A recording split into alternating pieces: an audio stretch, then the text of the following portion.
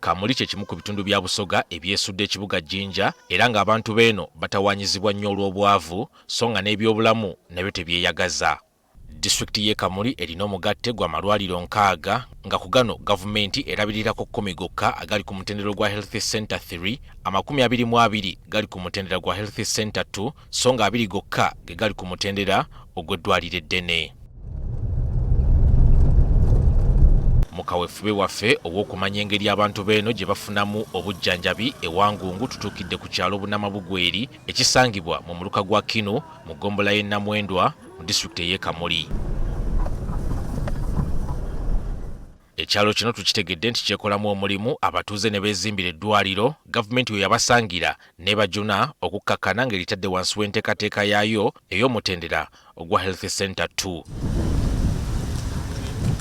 Okwezimbira eddwaliro kyava ku mbeera ey'okutambula olugendo oluwanvu kumpi lwa kilomita ezisoba mu 10 okutuuka ku ddwaliro lyokka lye balina mu ggombolola ennamba ery'omutendera gwa Health Center 4.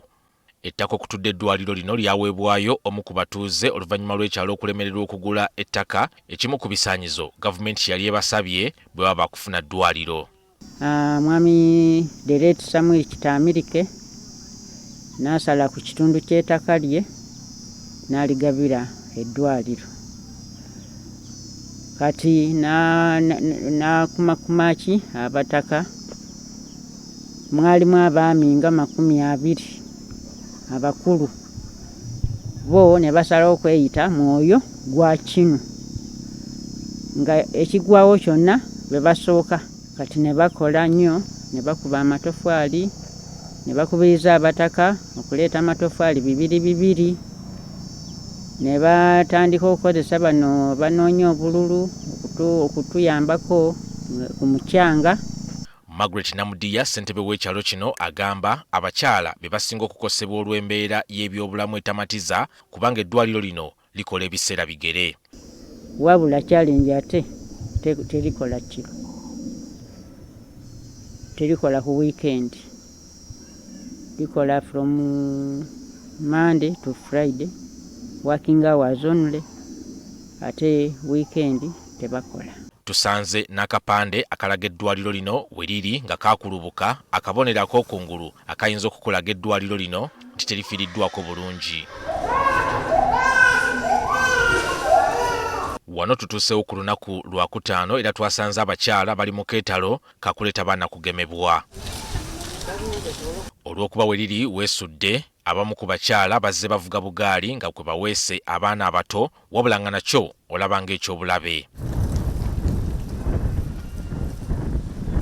Ebizimbe byalyo biraga nti bano baali balina ekirooto eky'okulyongerako wabula ne balemererwa olw'obufunda bw'ensawo nga ku bbali awo waliwo n'amataffaali agasibagana agamanyiddwa nga interlocking blocks abatuuze ge baali bakubye okuzimba ennyumba z'abasawo wabula nakyo ne kibalemerera. Mu kwongera okunnyonnyoka ensonga eno, Nayigaga Irene omu ku bakyala be tuwayizzaamu nabo atubuulidde nti ng'oggyeko ekyokuba nti omu ku baana be yafiira munda, ekizibu kye kimu kyatuuka ne ku muwala we ng'ono kaabula kata afiire mu lutalo lw'abakyala bwe yalumwa mu budde obw'ekiro we baatuukira ku ddwaliro eddene Kamuli ng'omuwere eyali tannaba kuzaalibwa ng'afiiridde mu lubuto lwa nnyina.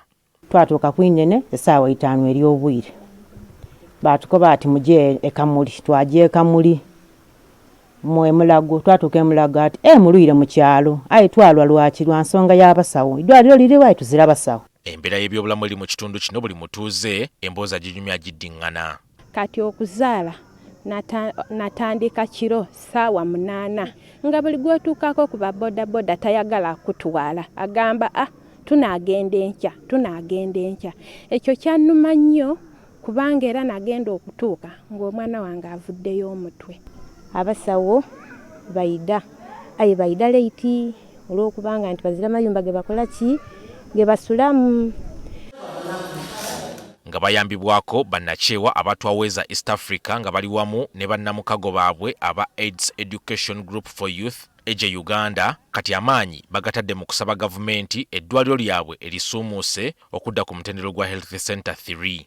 Bwe twasangira abantu beekozeemu omulimu already ku nsonga ya Kinu Health Center 2. However, mu projekti yaffe eno tugezaako nnyo okuzzaawo enkolagana wakati wa omukulembeze n'abantu abawansi.